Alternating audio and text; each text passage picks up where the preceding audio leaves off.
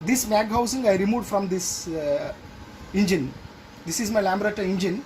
Now after removing the piston from the connecting rod, now what you have to do, as we have seen, I made a hit with the hammer on the other side.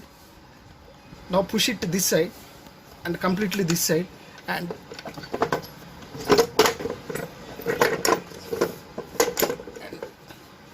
remove this.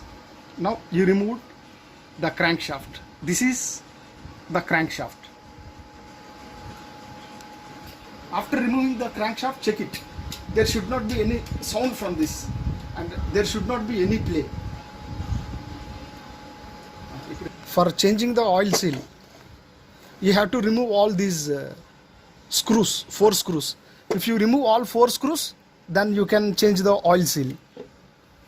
This is the oil seal. This one is the oil seal. And this is the bearing. You can have a look from this side.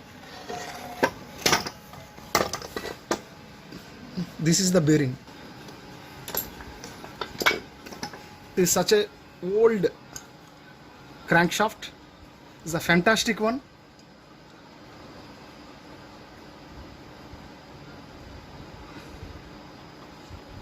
So there are 2 engines.